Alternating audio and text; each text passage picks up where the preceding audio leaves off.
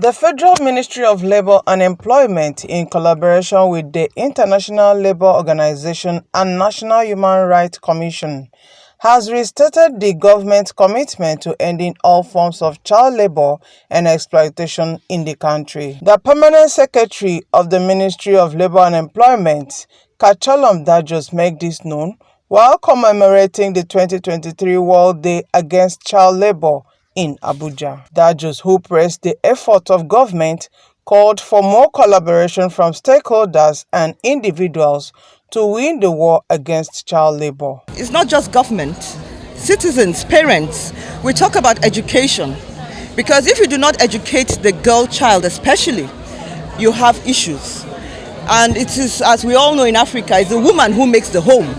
And we are actually calling on all state governments, federal, local governments, let your child go to school.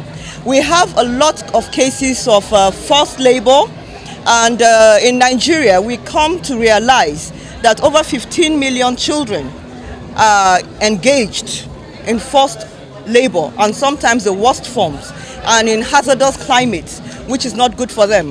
The Federal Ministry of Labour is working together with the ILO, and we have been able to ratify Convention 132 on the minimum age, which says you work at the age of 16, but we're trying to ratify that when the new labor laws come into effect, you can now work from the age of 15 as a youth. We have equally ratified Convention 182, which is on the worst form of child labor. And as a country, you know that the children are the future of tomorrow. So we are ensuring that in line with international conventions that we have ratified these two conventions, and we are equally working on Convention 189 on domestic work, which will equally give an age and give us as a country guidelines on how domestic workers should be. We've been collaborating in 2 states, looking at 2 key sectors: artisanal small-scale mining and the agriculture, the cocoa farming.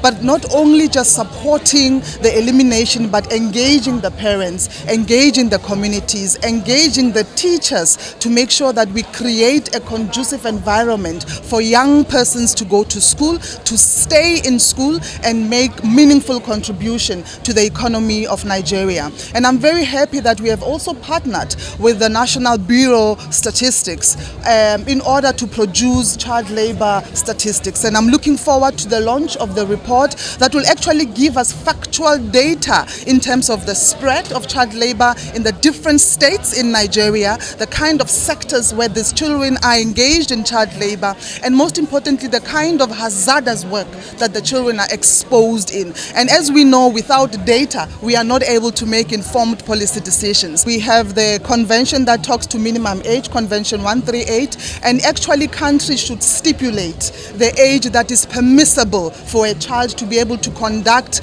work. That, of course, there's a lot of conditions as well, and this stipulation of the age, as we have seen and as we have witnesses, is involved in quite a number of consultative engagement with relevant social partners, the employers and the workers' organizations, together with the representative of the government, must actually sit down and determine what age is conducive for a child to work for Nigeria. Data reveals that the harsh reality we must confront. The ILO has lamented that about 160 million children are actively engaged in child labor globally. 72.1 million African children are estimated to be engaged in child labor, and 31.5 million in hazardous work, while 15 million child workers are in Nigeria. Our commitment lies in advocating for policies that safeguard the rights of children, working along governmental bodies, civil society organizations and stakeholders to enforce legislation that effectively combats child labor and promotes education, protection and empowerment. We must continue to work collaboratively for significant strides in raising awareness, enacting policies and implementing the existing legislation for the for the betterment of the most vulnerable among us, our children.